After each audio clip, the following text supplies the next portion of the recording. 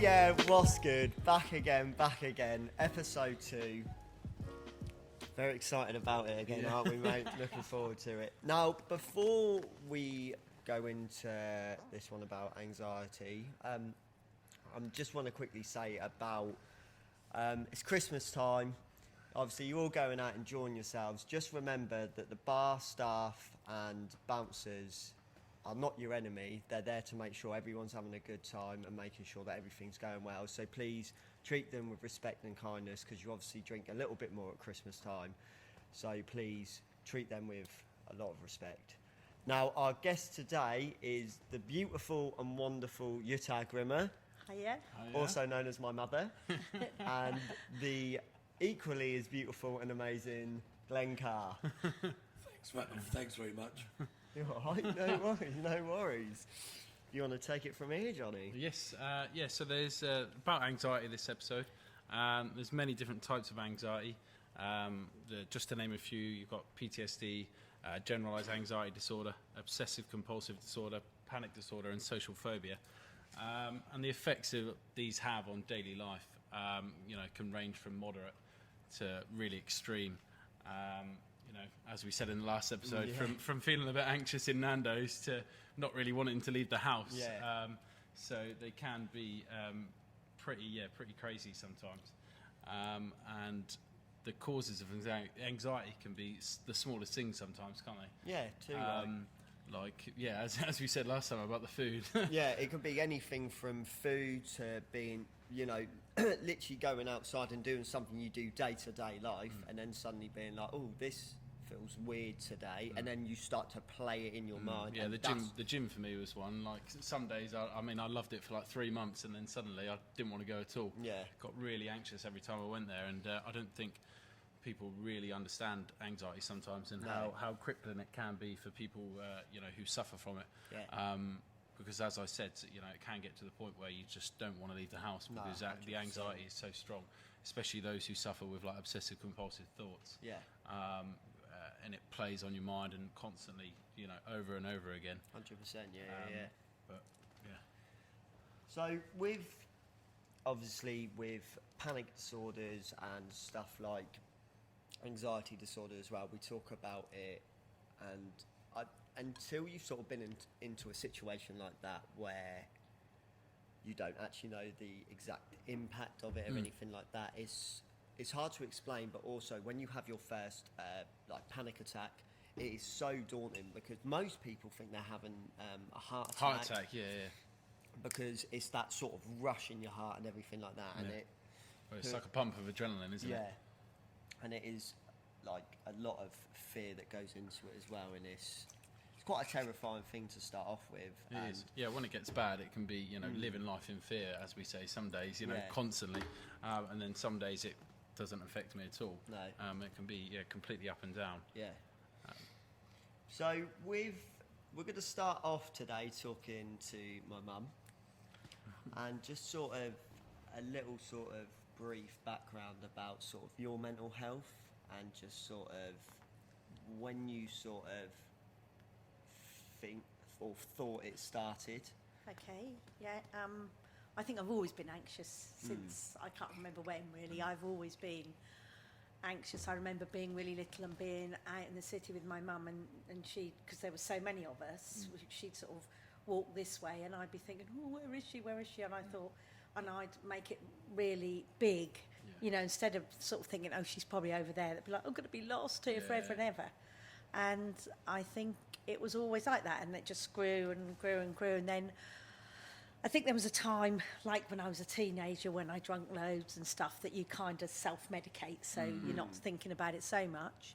But I think then when you and Sophie were born, it became really huge again then. Like, I didn't want to fly because I was going to put you in danger. I didn't want to do any of that. So many more aspects to your absolutely, anxiety. You're thinking of other people as well as yourself. Yeah, absolutely, Jonny, you are. Yeah. So you kind of don't. You think that I couldn't bear to put you in any danger. Yeah. So if I thought you were lost, if I could have tagged you, both, I would have. Yeah. Yeah, absolutely. I remember a few situations where I was younger, before sort of the drug addiction and like sort of me knowing that I had mental health issues, even way before that, where we'd be walking in, you know, Sainsbury's or Tesco's, and then suddenly, you know, I just wander off being a child, but I just remember hearing like shrieks of panic and fear. And for me, I thought it was, you never think any differently from it. You always just think... When you're a kid. Yeah, No, you just think, oh, absolutely. that's just mum being mum. Yeah. So, like, it was never sort of a... You thought of it as a worry rather than than an anxiousness, yeah. Panic, But it's like when Dad used to go away, because he used to work away a lot when you were little, didn't he? And then if he was going to be home at a certain time, and I think it was just at the beginning of phones, those great big heavy ones in your car, you know, and he wouldn't, I mean, he couldn't ring or whatever. And I'd have him dead and buried and you know, I think you said about telling that, me actually. about the funeral and all that kind of thing. I mean, it's really, really kind of tough, you know, and I kind of live with it, I think. I didn't even... It was just me. I felt that it was just part of me. That's how I was and how I'd always been. And I feel what like... I thought, anyway. Partly, I think that's quite a positive response to it. Rather than letting it get on top of you, you sort of accepted it, you understood it, or maybe you didn't understand it massively at the time. No. But you made it part of you. Yeah, part of you. Yeah. I think a lot of people like detract themselves from their mental illness, and they create it to be this big thing. Whereas if you just go, right, okay, that is actually a part of me. I'm not different. Other people suffer from it, and then it does, you know, it does make it a lot smaller, and then you I can suppose cope one with of it the a lot things better. that does happen is then it overwhelms you, doesn't it? Yeah. And when it starts to overwhelm you, that's when it does become a problem. You know, that's when you're like, well, obviously that's when you need to see somebody or speak to somebody or get something. Yeah. You know, so that you're not being overwhelmed by it, because once it overwhelms you, it's really tough. It is. You know. Because there was a situation when I was away where you had a cancer scare. When I was travelling in Australia last year, you had a cancer scare, which then brought you into a real deep depression. Absolutely, but anxiety and depression, where you were struggling to even get out of bed. Yeah, I didn't get out of bed for 2 weeks. Yeah. How do you go, in your own mind, how do you go from that to sitting here now, out of the house, on something you've never done before, on a podcast, you know, in front of cameras and everything like that? I think there was a moment, a kind of a defining moment in that period. So obviously I got ill, I've been to the doctor, he said, oh, you know, you've got to get this checked out. And then, they said, yeah, we're going to do tests, maybe cancerous, blah, blah, blah. So you do worry, obviously, and I was really anxious about it. And then I got like, oh, do you know, I can't do this. So like you say, I didn't get out of bed for 2 weeks. And then one of Dad's friends came round, Jim Elliott came round and said, look, come on, let's just go for a walk. And the fear of leaving my safe place and being out, I thought, no, I'm not doing this, I ain't going, you know, I'm not doing it. And then Riff Raff ran out the door, our dog, you know, ran out the door, and I had to go after him and get him, and Jim did, and Jim said, well, now we're out, we might as well carry on. I mean, I looked like a tramp at the time, but that was kind of the defining moment when I thought, whatever this is, I can't sit in bed for the next 2 weeks. That and Sophie, who's really scary and shouted at me one day. My sister. Yeah, absolutely. I think the strength it takes as well to go from a place where you're in such fear of the outside world to then be where you are now and to completely and utterly sort of change the game of it, because you're, like you said, you've always had anxiety, but there was obviously a point with the fear of having cancer and not even that, but not knowing what it was. It's not knowing, It's not, I mean, believe me, I don't want it, but it's not knowing. It's always been my thing, not knowing. Why isn't Jake home? He should be home at 2 o'clock and it's now 5 o'clock. Why isn't home? You know, why isn't Dad home? Where it's that thing, that thing where I don't, if I know, that's okay. If I don't know, then I can't do not Proves knowing. to me that small change of your friend, coming round and saying, should we go for a walk? Yeah. How big a thing that was. That was huge. Just literally just talking about it, or not forcing you, but saying, look, come on, let's just We're go for out a walk. now, Well, yeah, might as well, exactly. And it's amazing how that small thing you will just completely change your mindset, because he didn't come round and go, oh, you're right. Are you sure you're right? You know, and you know, give you sympathy. He went, look, let's just go for a walk. let's see how you feel, Yeah. and then we'll get on with it. Yeah. And I think, and he he normalised it. Yeah, absolutely. And just leaving the house and just going for a walk can be something so simple. Yeah, yeah. But when you are in that dark place and you feel like you are alone, Yeah. even though you're not. No, of course. But you can't no. think past your depression. No. Can't think logically. Yeah, we talked about this the other day, where you just can't think past these things sometimes, and that and black it just cloud yeah, over you, 100%, you and it can't. just takes one person to go, right, okay, that's happening to Yeah. you, but what Yeah. can we do? Because when you're in that moment, you can't do anything for No. yourself, and it does just take one little thing. Because I think that because talking about Sophie quickly, my sister, she's very, as we all know, she's sort of very abrupt, and she can be quite severe sometimes. But I think with your mental health, sometimes you need that push, and you need that person to be, not to be like, you need to get out of bed, but to be like, look, come on, we'll go out, we'll have a good time. Or But just Sophie was, I think a lot with Sophie was like, look, Mum, you cannot just do this. And she was right, because she has that steely determination sometimes. Yeah. She kind of wants everybody to get that and have that. Yeah. And she was right. Obviously, I did need to get out of bed. I think you I do. stunk. So, you you do. know, point there, Glenn, if you want to take us through a little bit about sort of your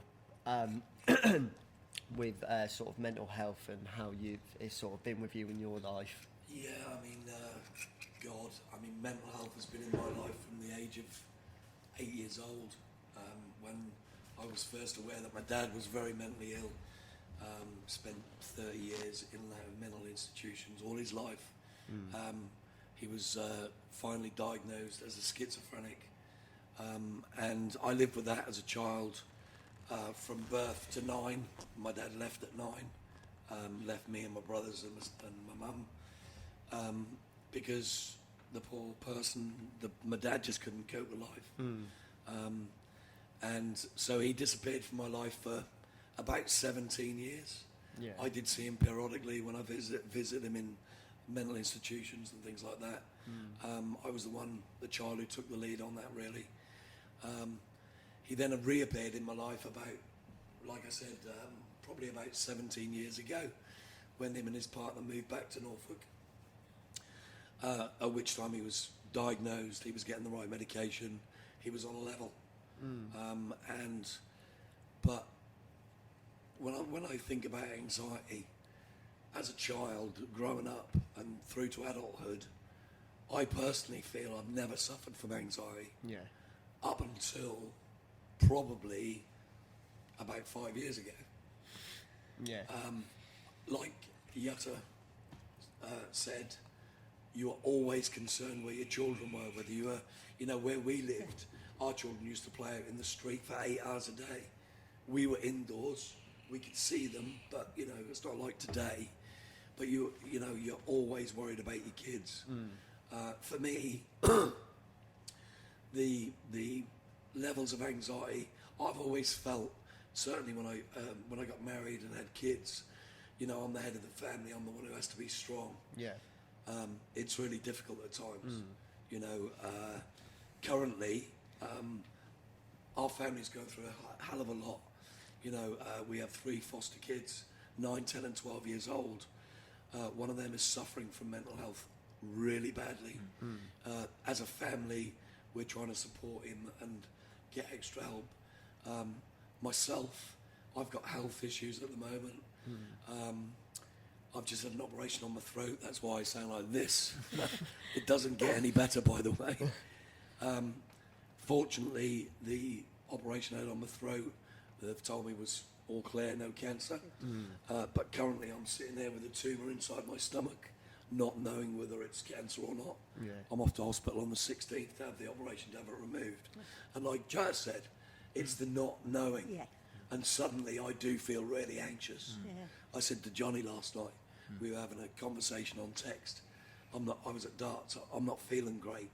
And he said, what's the matter? And I said, Unsettled, you said. Yeah. Yeah, I and just you feel have been for weeks. 'Cause really unsettled. Yeah. Me That's and, not me, and, me and your surprising. mum me and my granny were talking about it the other day, and she said when you took her out shopping, you just you weren't there. You were just unsettled. You weren't. I mean, she's a nightmare, but Yeah, dealing with mother walking around the shop is stressful enough, to be honest But with even you. she said, you know, you're unsettled and you weren't, you know, focused on what. I suppose for me, it's all about, again, the head of the family. I've got my son and daughter to look after. I've got my wife to look after. I've got my 3 foster children to look after. I've got 2 businesses to look after. I can't be ill. No. Do you know what I mean? I can't be ill. No. The fact is I am, and suddenly everything's flipped on its head. Yeah, of course. Now I've got to think about myself for a few months and get myself right, and everything else has to take a back seat.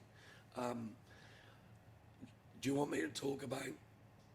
Yeah, far away. So my anxiety, like I said, I don't think I've ever suffered from anxiety, probably up until 5 years ago, when,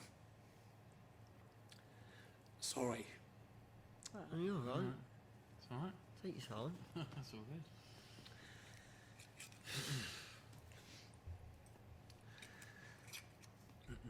just give me a minute. No, you're all right. Oh, good. This is what we're here for, though, to sort of to talk about it, and it's all right. It's a lot you went through with Jonny, and the fact is that when you suddenly talk about it again, when you because have I talk about it all the time. Yeah, but when Dad, you Dad have it- doesn't have to, so I'm used to it. Okay, so Because 5 years ago, literally, mine and my wife's life fell apart. Jonny was involved in a fatal road accident, and his poor friend Aaron got killed. And my world changed. There was a healing process for Jonny. You had a broken neck. I can remember, I can remember getting the phone call at 3 o'clock in the morning from the paramedic, and my wife took the call, and as soon as she started to speak, I knew something was seriously wrong. And at 3 o'clock in the morning, suddenly you go into overdrive. At the time, I had to go and knock my neighbour up so he could look after the kids, and we raced to the hospital. We were shoved in a side room. It's your worst nightmare. Honestly, yeah. Absolutely. We were shoved in a side room for an hour and a half. Yeah. No, but nobody came and spoke to me. Me and my wife sitting there, knowing that because at this point I'm having like CT scans. Well, actually, at that point, you weren't even at hospital. No, I was we being actually treated. we actually got to the hospital before the ambulance, and I can remember getting off my chair and saying, "Right, Karen, I'm going to go and find my boy." She went, "Don't cause a scene." I went, "Trust me, I won't cause a scene, but I am going to find my boy." I opened the door, and I was aware of all this commotion down the end of the corridor, and there was a bed being pushed towards me with 6 people around it, and I looked, and I recognised my son by his socks. Would you believe the bloody socks he was wearing? That's for sure. Because And face went there. I stood there completely aghast. Yeah. Nothing would come out of my mouth.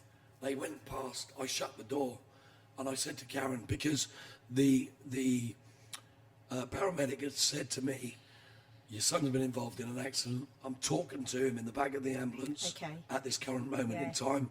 Would you come to the Norfolk and Norwich and meet us there?" Jason Buxton, by the way, great guy. Good old Jason. And the thing is, when you're told that, I said to my missus, I went, because this time I didn't know that. No. They're not allowed to say the seriousness, really. No. They're not allowed to go, "Oh, this and this happened." Yeah, they just no. say, "Can you get to So hospital?" I turned around and said to my missus, "Oh, the bloody twat. Yeah. He's probably got a few bumps and bruises." And that was it. And we drove to hospital, and we sat there, and that vision of him being wheeled past me, his head was 3 times as big as it should be. It was completely, in a brace. Yeah. And I shut the door and I looked at my missus and I went, "You better hold tight, because this is a lot worse than we first thought." And that was probably another hour before we were allowed to see him. And I remember walking in the room and looking at his face, and Jesus, Yeah. my heart fell out of the bottom of my body. Honestly, it was horrendous. It wasn't until later on I found it all too much seeing my lad, Yeah. this close. Yeah. Everybody would. And I said to my missus, "I need to go and get some fresh air." In fact, I need the fact, to be honest with you. I walked out into the corridor, and again there was commotion, there was police, and there were some chairs, and this chap was sitting down on the chair with his head in his hands, and I sat next to him. I didn't know who he was, and the police were talking to him, and I soon realised that this guy is the guy who had unfortunately killed Jonny's friend. And I'm like, what can I say to him? You know? I did speak to him. I can't honestly remember what I said. And then I got up and walked out because my heart was just pounding, you know? And if that wasn't bad enough, we then, you know, Jonny was in hospital for about 9 days. He had this metal cage drilled into his skull. That was traumatic. You know, that was really traumatic seeing that. And then on the day that they released him from hospital, I had to get a big minibus taxi because he couldn't sit in a car with this bloody great cage on his head. And I remember saying to the taxi driver, fortunately it was a friend's company, and I told him the situation. And I remember picking him up, and all I can remember was that glassy stare and that blank look all the way home. And that carried on for another 3 to 6 months. You know, your mates used to come around and see you. In fact, Karen and I stopped his mates coming for the first 2 or 3 months because he just wasn't in a position to talk to them. And when he was, we'd get him out of bed. I had to buy him an electric bed just so we could move him. You know, it was that. It's quite good to be fair. Yeah, it was. At a hospital bed, is that What I didn't know is I bought the bed and then had to take the door jamb off to get it in the room. In the bedroom. Like, you know, and then I had to like stuff a pillow between my bars to sleep at night. Sit up there. That was a chore. you know, Quite comfy to be fair in the end. so I'm not gonna talk too much more about it because it upsets me. But from that day, my anxiety levels, even though I'm quite good at controlling my anxiety because I have to, because I feel I have to, because everybody's looking to me for support. Sometimes though, I'm ready to break. You've got to give yourself I bet you understand that. Yeah, you know. absolutely, totally. Whereas your kids probably don't understand it because they don't see it. No. Because we hide I it think we from them. understand it now because we used to just be the type. I mean, we went through it where we just didn't come home for 3 days, and we went through that phase where this is what we were and that's talking probably about. what made it worse. But we didn't think that at the time. We because- never thought that the effect that, so obviously it's even like when we've had occasions where you'll be round mine and then Glen will ring you and be like, oh, where are you?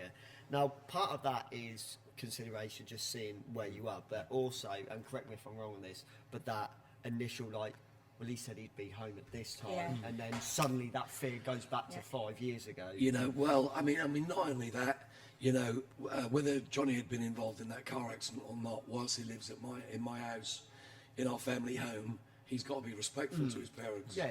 You know, it's really important that we know where he is, not because I don't trust him, but when we go to bed at night, if I don't know where he is, I'm not going to sleep. No, that's right. And it absolutely. sounds really silly. No, it doesn't. You know, not that at ain't as all. though you're 5 years old, you're 25. But it makes no difference. You're still my son. We have a very close relationship. And, you know, your mum's not great at sleeping anyway. No. And she will only go to sleep once you're in the house. Yeah, I'm not surprised. You know, and, She knows I'm staying out or whatever. and also, it makes it worse when there's ice on the road or Yes. been heavy rain because of the car, you know. So we're worried about it all the time. Yeah. And maybe we are overprotective, but Why wouldn't you be? we have a reason Why to wouldn't be. you be? You know, I mean, it's really tough. It is. And I have to say, you know, to watch Jonny and Jake now Yeah. compared to 9-10 months ago, it's amazing. Yeah, It yeah. really is amazing. Brilliant. I've got so much respect, and I'm so proud of what these two are doing. Yeah, me you know, too. Because Me too. nobody knows. You know, people tend to second guess and make things up when they don't know the truth. No. I know the truth. Yeah. It took me probably, so once Jonny had got over his accident, bless him, and he was back to work and life goes on, Yeah. there was a time where he went through a couple of, you know, difficult relationships. Yeah. And both of those really hit hard with him. You know, whether that was partly due to the fact that he didn't feel as strong before, like he was before the accident. I don't know. But the fact of the matter is this. Jonny left home, sat up home with 2 or 3 lads in a house. And what you got to remember is I was seeing him nearly every day because of this place, work. Course. Yeah. And I was starting to see changes in Jonny I didn't like. Yeah. Now, having been around drugs for 30 years of my life as a doorman, never taken drugs in my life, ever. I've seen people die of drugs. I've witnessed 3 people die in different clubs and over the years just because of drugs. And I had a gut feeling that Jonny was going down the wrong road. But at the time, I put it down to who he was living with. I didn't put it down to the fact that he was trying to shut something away. No, of course not. And that, I feel ashamed that my lack of understanding of Jonny's mental health.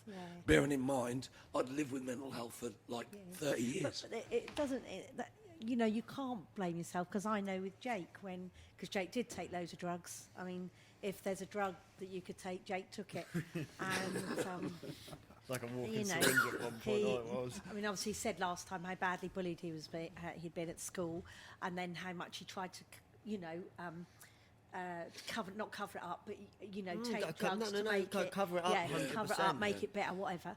And I knew certainly that he was I knew he was smoking weed or whatever they call it these days. Probably the obvious, probably the most obvious well, one, you isn't could it? smell Stinks. it. You walk in the room and it's like, Yeah. yeah. And so to protect him, we had what we called our stoner shed at the bottom of the garden, because I didn't want him out there with, you know, I You'd thought, well, if rather he's know going to what's do going it, on, yeah. yeah.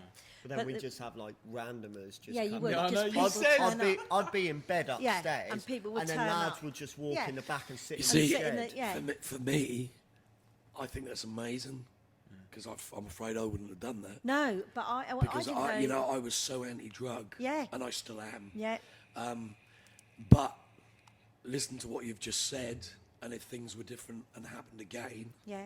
I probably would do it. It's really, you know Because what you do, really. Well, and this is the thing, because when I realised, and I was being told by club owners, Yeah. people like, because I'm very well known in the city, Yeah.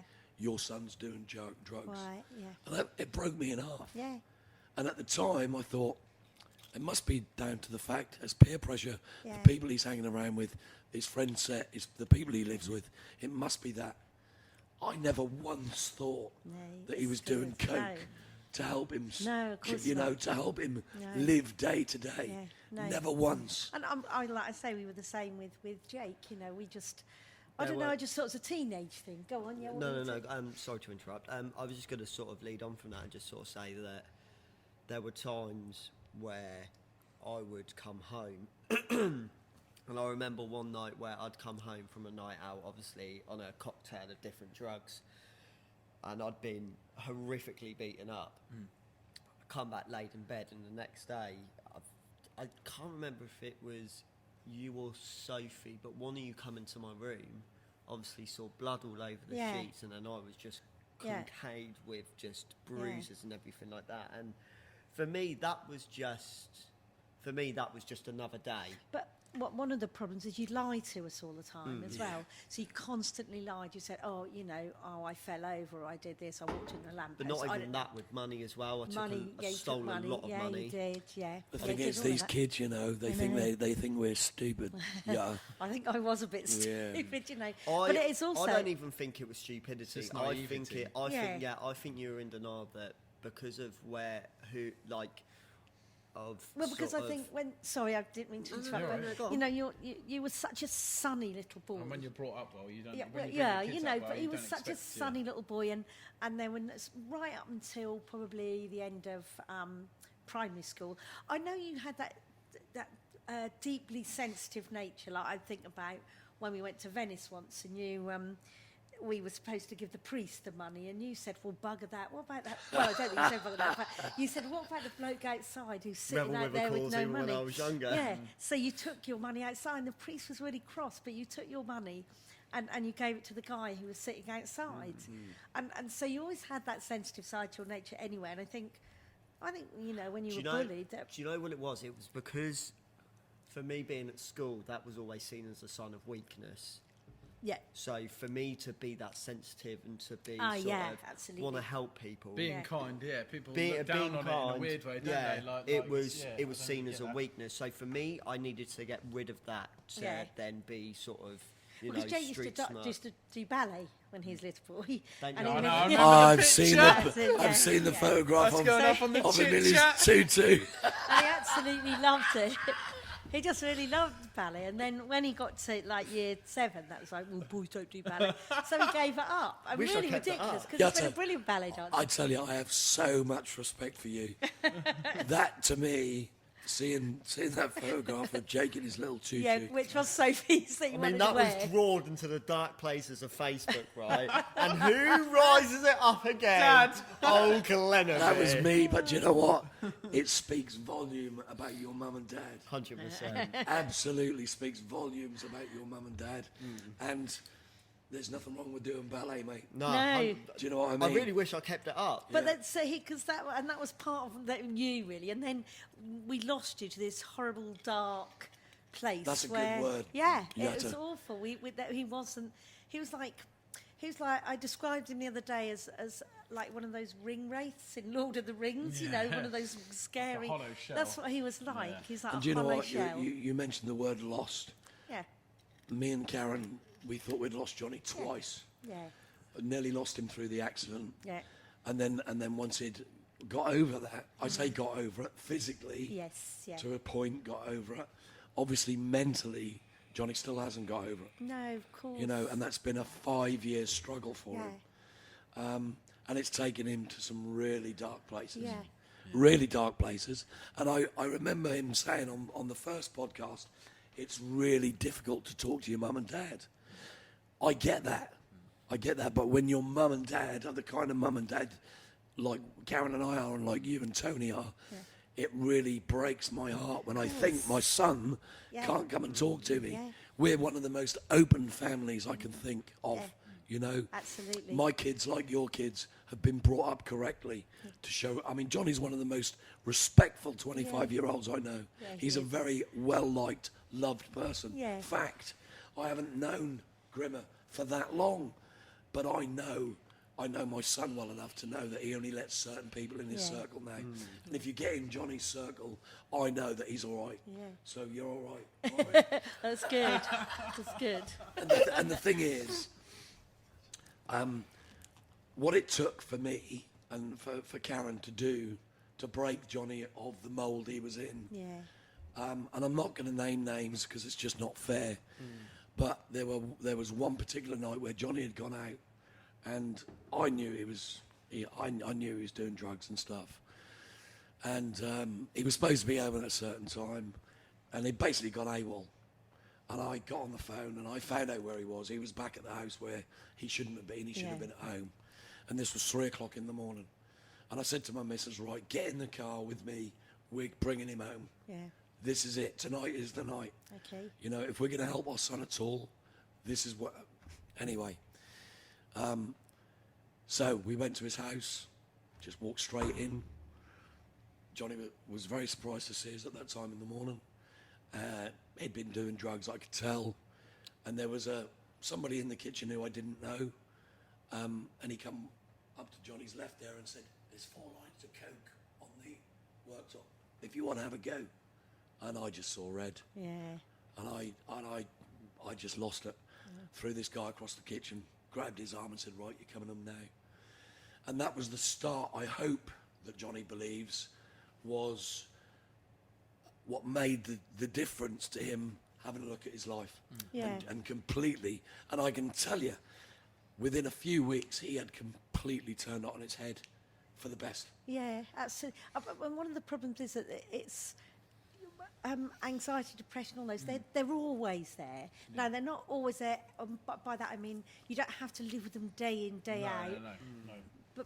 But to think you you know can get you rid of them, always yeah. have to be very careful. So like I meditate a lot. I do stuff like Yeah. that because I know that if I let not let my guard down. That sounds like I'm constantly thinking this So if thing's you- on my yeah, shoulder. If you take it for But granted, if you take it for granted and you don't do the We were things, talking then they're about that, going to weren't we? creep Yeah. back. you know? different coping mechanisms. Yeah.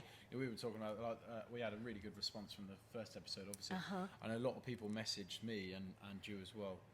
You know, asking us for like coping mechanisms Yeah. and how we deal with it day to day. And how we keep it at bay as such.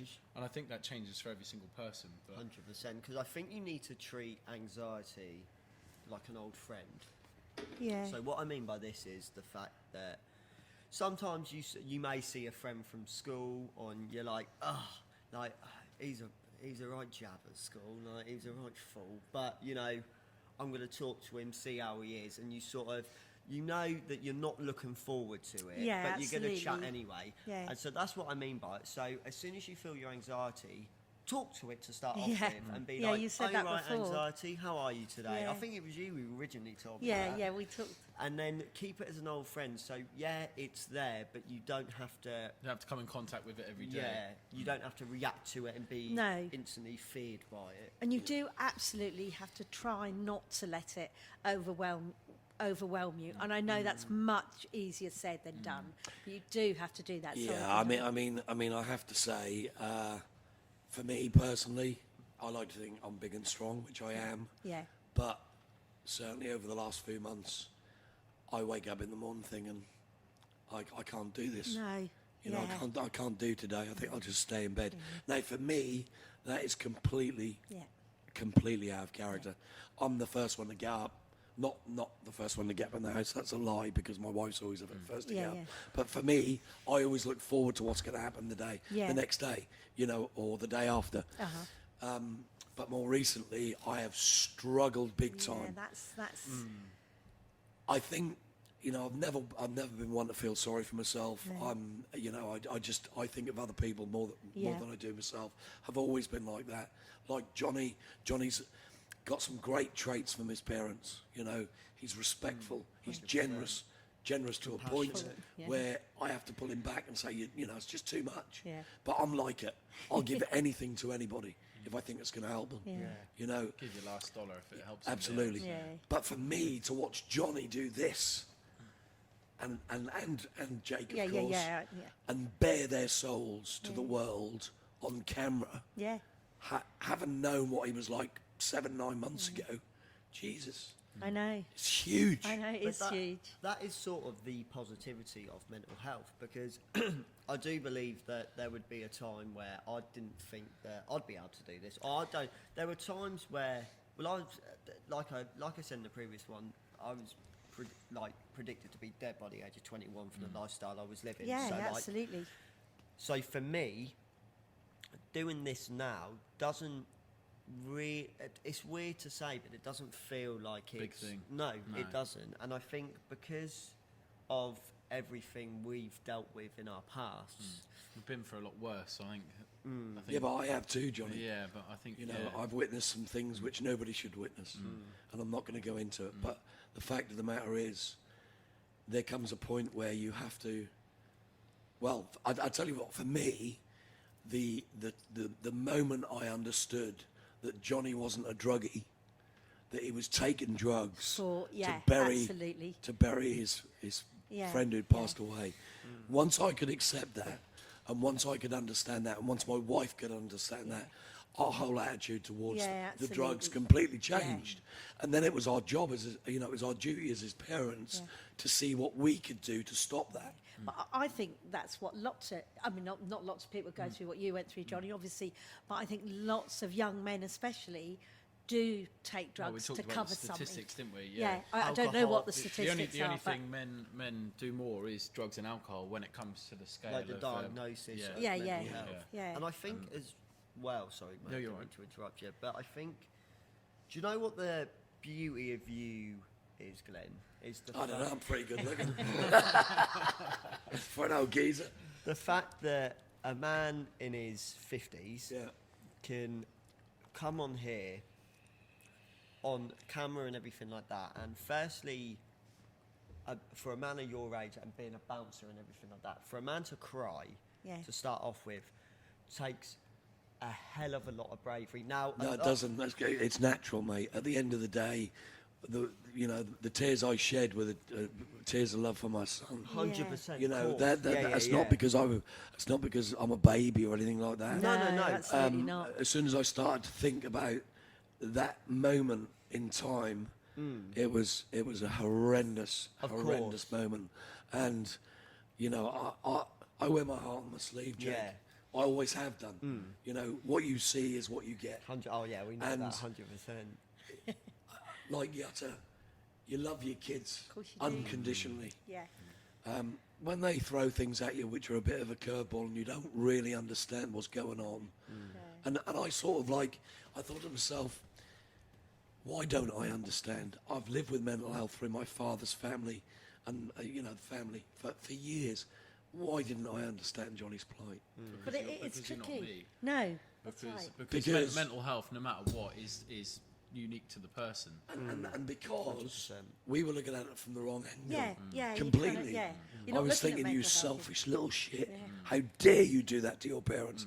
When actually, I should have been wrapping my arms around him Of course you should. and But saying, it's so Johnny, hard, isn't it? Well, it was hard up until the point I understood what was going on. Yeah. Once I understood, there was a complete change in. See, it's like me with Jake, because I'd suffered so much from anxiety and stuff. When Jake started to display that kind of OCD thinking, I just thought, I'm good. I cannot bear that my child will have to go through the kind of, so I'm just not dealing with it. And that was at first. I mean, obviously much later on, you had a Because there therapist. was a situation between us where we were out, and this was when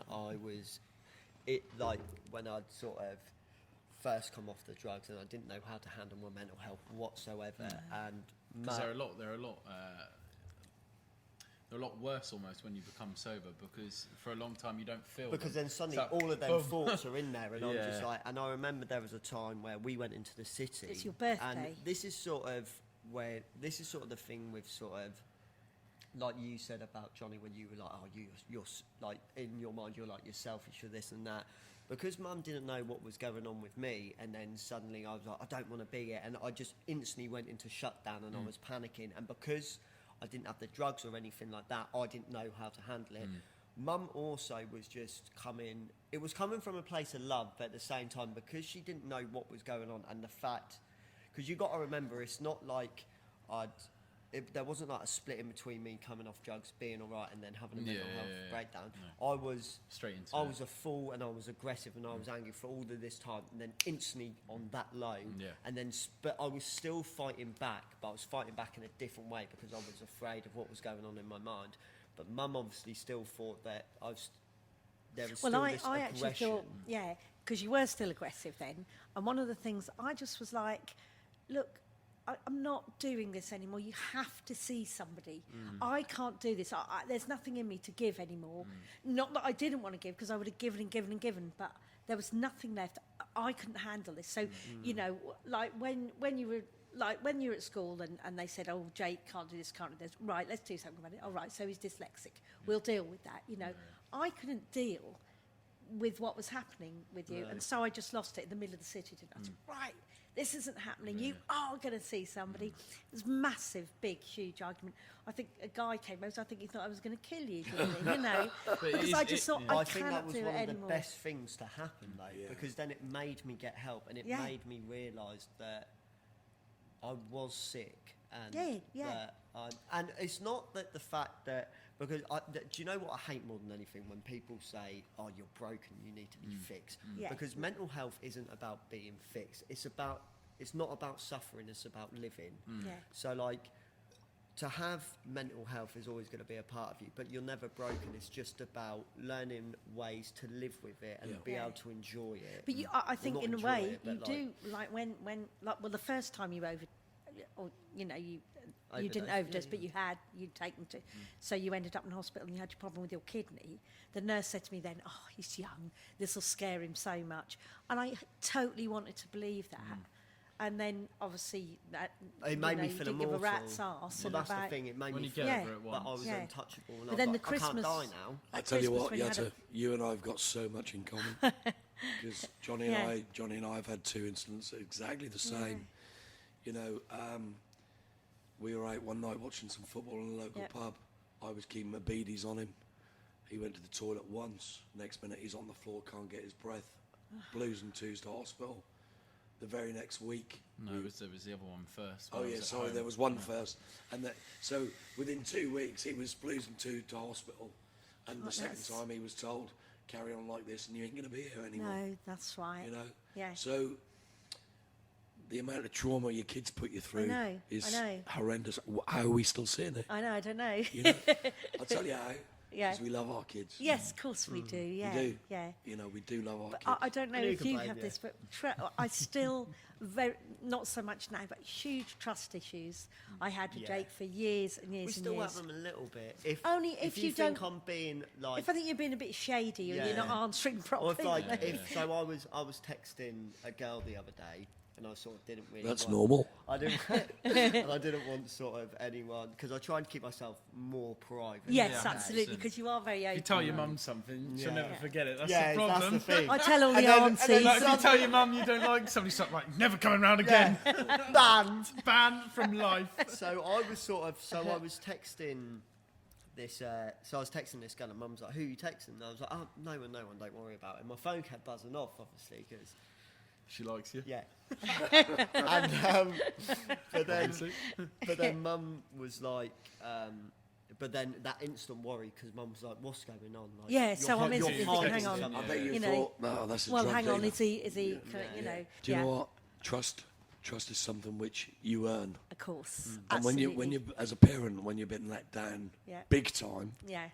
and I have to say for both of them, probably no through any fault of their own. No. You know, lying and being dishonest Yeah.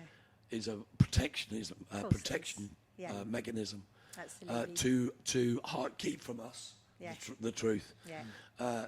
Jonny would never want me to know that he done cocaine. No. Now, whether he thought he was clever, whether he weren't in a place to actually think straight or whatever, I was told by several people that Jonny was doing drugs. And I have to say I was shocked, Yeah. you know. But like you say, for a reason. Yes, Wasn't just, and "Oh, my that dear, is everybody takes it that for is a the big reason," thing. but- And I want any parents who watch this podcast to really understand. It's really difficult, but if you think your children are doing drugs, don't be angry. Be thoughtful. Think. Ask yourself the question: why is he doing drugs? There's got to be a reason behind every course there single has, person. yeah. But Well, it's an there addiction. has Jonny, but we all know in the industry we're in that certain drugs are as common and Part and as parcel, commonly yeah. used as alcohol, Yeah. and it's accepted. Yeah. And you know, back in the 70s and 80s and 60s, drugs was always there. It was never. I think because of social media and mobile phones. Connectivity, isn't it? Yeah, Yeah. it's Yeah. you know, we are completely connected right across the world now. Yeah. You can't do anything without No. being on CCTV or a camera or whatever. But it still doesn't make it right. No, it doesn't. But please do not be naive. I'd like to think I'm not naive. I think, like, another word I like is denial. I think I was personally, because I Yeah. kept it from my wife to start off with, I was in denial because I needed to find out the truth. I needed to find out whether he was doing drugs, where that was coming from, who was buying them off. Because I'd have knocked on the doors. Yeah. But once I realised that this drug thing it certainly wasn't for pleasure. No. It was for a need. Yeah, it was I think masking a pain. The wasn't denial it? can turn it into a monster sometimes because when you don't believe it, you make it this massive thing. Obviously, it is a big thing, but you make it this thing that you can't even comprehend. When really, if you just take it down to a normal level and go, right, actually, why is he doing it rather than he is doing it, and you try and understand the flip side of it, then Yeah. you can figure it out. A bit It's easy easier. for a child or a Yeah, young man to say 100%, that. That's yeah. not quite so easy No. for a parent to accept that. And I think that's where a lot of parents make a mistake. Yeah. You know. But I think we're too close. That's why. Well, I yeah. mean, you know, like I said, we've got a lot in common. Yeah. We are a very close family. Yeah. You know, with Yeah. Jonny's sister as well, and she's very opinionated and Yeah. got a lot to say. Yeah. When this all came out, Yeah. she didn't have too much to say. No. You know, she took the lead from my mum and dad. Yeah. When we said, don't say anything, let us deal with it. let Jonny deal with it. Yeah. You know, because she'd have just gone in guns blazing and said, you can't do that. No. Well, that ain't about calm. That's about the want Yeah. and the need. Yeah. And I think a lot of people miss the point. You know, a lot of people choose to do drugs because of peer pressure, or they just fancy having a go. Yeah. People who suffer from mental health and have had trauma in their life Yeah.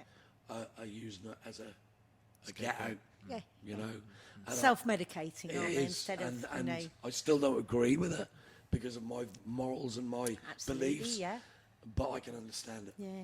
And I think that's the difference. Yeah. You know, I think once you understand, and I have to say in the last 12 months I've got to know my son all over again. Yeah. You know, and I know where he's at. Yeah. And when people come in this pub and they see Jonny and Jake's starting to do a few shifts and the other bar staff, when they see him messing about and having a great time, Yeah. he's got this big smile on his face. I look straight through that and I think, Jesus, how the hell have you even come to work tonight? Yes, yeah, that is. Do you know what I that's mean? What, yeah, that is And amazing. people don't know. But No. if you knew what he's been through in the last 5 Yeah. years, you'd really wonder how he manages to Exactly, even yeah. get out of bed, Yeah. let alone do a full shift on a Yeah. Saturday night in here. And I think as parents, you learn to do that thing where I'll say to Jake, "You okay?" And Jake will go, "Yeah." I say, "No." Yeah. Are you really okay? always ask that And then question Jake will twice. say to me, "Oh, you know, I didn't The sleep thing, well or the thing which whatever." I find really frustrating is, certainly when I first accepted where Jonny was with his mental health, Yeah, you then become really overprotective. of course you do. And yeah, you absolutely. you want to know every second of the day where they are, where they're Yeah. going, who they're seeing, Yeah. who they're talking to, who they're texting. That really you need to lay off a little Course you bit. do, yeah. Because that just makes them even more anxious. Yeah. I guess. Yes, I guess. yeah, yeah. You know, I do feel that we're in a place now though where there is nothing else left for us to deal with. No, You no, know, I agree. I hope we've- not. You Yeah. know, as a family, we've dealt with suicide. Yeah. We've dealt with death. Yeah. In the family Yeah. and friends. You know, as a foster parent, I deal with Yes. mental health Yeah, of every course day you of the do. week. You know, these young children who come into care, they come with a whole suitcase full of Absolutely, of trauma. course they do. Yeah. You know, and through our training, what we do and everything, I've learned a lot about mental health. Chit chat has been a real what's the word I'm looking for? Eye opener. Yeah, it's really open. I think it's brilliant. It's I think opened my eyes to, absolute, yeah. you know, you look on Facebook and social media and Instagram and Twitter, and I find it quite depressing because most of the stuff on there is depressing. Yeah. And you hear people saying, oh, I'm not having a great time, I got this going on. You know, there's so many people suffering from mental health, yet so many people won't talk about No, it. and it's especially amongst men. Generally, I think. Yeah, we're a it funny needs to be- creature. yeah, yeah, You know, absolutely. And it needs to be spoken about more. Really. Yeah, I mean, not necessarily dwelt upon so much, but just talked about. Get it out there. But you men know. aren't good. Men I aren't good know, about I talking, know. not just mental health. No. You know, illness. You know, going to the doctor. Yeah. You know, having certain examinations. Men don't do that very No, of well, course we don't. but you have to do it if you're going to survive. You know. Well, all right, should we wrap it up? I shall think we? that's a perfect time to end, really. Yeah, that's Um, great way to finish it. just want to say thank you to my Oh, mum, you're Jutta Grimmer. very and, welcome, thanks, very Dad. welcome. Johnny's dad, Glen Yeah, Carr. welcome, Thank you ever Johnny. so much Really for coming enjoyed on. it, boys. Yeah, Really yeah. enjoyed it, and I hope as these podcasts progress, you're going to touch more people. And like I Yeah. said to both of you, if we help one person or save one person's life, Yeah. then this has all been really So worth it. yeah, Yeah. 100%. So the next episode, episode 3, will be released on Christmas Day, and that is featuring Nick Little from 12th Man. That one's called The Evolution of Men's Mental Health, which is going to be a really interesting one. Nick's very knowledgeable about the subject, and we'll have a lot of statistics and pointers and ways we can help men talk about mental health, so that's going to be really interesting. And then episode 4 on New Year's Day will be Dom Yapire, talking about the highs and lows of bipolar. That's going to be really interesting as well. We'll put the social info in the description of the YouTube, and also you can find all the links to, you know, Stitcher Podcast, Apple Podcasts, etc. on our Facebook, which is Chit Chat Mental Health. And yeah, I think that's pretty much everything, isn't it? Thank you ever so much for watching again. We've been Jake Grimmer and Jonny Carr, we are over and out. thank you.